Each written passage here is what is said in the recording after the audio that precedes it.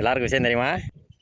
தமிழக வெற்றி கழக தலைவர் விஜய் வந்து 2 வருஷம் கழிச்சு கட்சி ஆரம்பிச்சு 2 வருஷம் கழிச்சு ஆங்கில செய்தி ஊடகம் NDTVக்கு பேட்டி கொடுத்துருக்காப்புல. அது ஆன் கேமராவில் பேட்டி கொடுத்து பார்த்துருக்கோம். வேர்ல்டுலேயே ஃபஸ்ட் டைமாக ஆஃப் கேமராவில் பேட்டி கொடுத்ததுன்னா அது நம்ம விஜய் தான். சரி ஏடா கொடுத்தாப்புல ஏதாவது ஒரு பதிவோ இல்லை காட்சி ஊடகம் ஏதோ பண்ணியிருக்கானான்னு பார்த்தா அதுவும் கிடையாது. அதை பேட்டி எடுத்தாங்க பாருங்க, அவங்க வந்து ஒரு பேட்டி கொடுக்குறாங்க இந்த மாதிரி எங்கள் கிடையாது. தமிழக வெற்றி கழக தலைவர் விஜய் வந்து இந்த மாதிரி எங்கள்கிட்ட பேசினாருங்க அப்படின்னு சொல்லிட்டு இவங்க வந்து ஒரு பேட்டி கொடுக்குறாங்க. நேர்காணல் எடுத்தவங்க நேர்காணலாக அதை ஒரு நேர்காணலாக எடுத்து இங்கே ஒரு நேர்காணலாக போட்டு கொடுத்துக்கிட்டு இருக்காங்க. சரி என்னென்ன கொடுத்தாரு அப்படின்னு என்னென்ன விஷயம் கேட்டீங்க, என்னென்ன விஷயம் சொன்னாப்ல அப்படின்னு கேட்குறப்போ, இந்த கொரோனா காலகட்டத்தில் அரசியலுக்கு வரணும்னு நான் முடிவு பண்ணிட்டேன். யார் முடிவு பண்ணி என்ன பண்ண போகிறா? ஒன்றும் கிடையாது. முடிவு பண்ணி ஒரு பிரயோஜனம் கிடையாது. அப்போ என் படம் ரிலீஸ் ஆகுதுங்களா, நான் அரசியலுக்கு ஆரம்பிச்சுன்னு ஜனநாயகம் படம் ரிலீஸ் அப்போ பிரச்சனைகள் வரும்னு எனக்கு தெரியும்.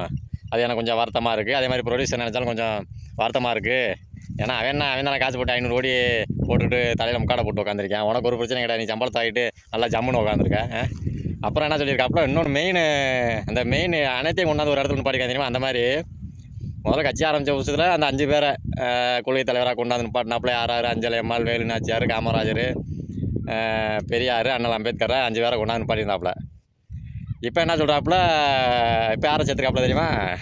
செல்வி ஜெயலலிதா, கருணாநிதி, அப்புறம் எம்ஜிஆர், அந்த 3 பேர்த்தையும் இப்போ கொள்கை தலைவராக நம்ம விஜய் சேர்த்துருக்காப்புல.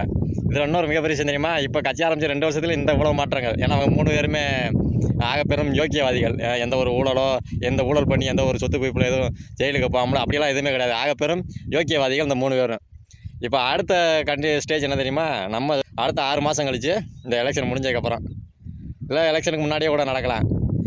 இந்த இவங்க வந்து ரோல் மாடலாக அண்ணன் சாட்டை சொன்ன மாதிரி அது ரோல் மாடலான்னு தெரியலை. ரோல் மாடல்னு சொல்லிட்டு, அதாவது கொள்கை தலைவர்னால் அவங்க வழிகாட்டி, ரோல் மாடல்னாலும் வழிகாட்டி எல்லாம் ஒரு அளவு தான். இப்போ 5 பேர்த்தில் இந்த 3 பேர் சேர்த்துறாப்புல. அடுத்த ரோல் மாடலை யாரை சேர்க்குறதா மனசில் நினச்சிக்கிட்டு இருக்காருன்னு சொல்லிட்டு ஒரு சில நம்ம தமிழக வெற்றி கழகத்தில் நம்மளுக்கு தெரிஞ்சவங்க மூலியமாக நம்மளுக்கு கிடைச்ச ஒரு விஷயத்தை நான் உங்களுக்கு ஷேர் பண்ணுறேன்.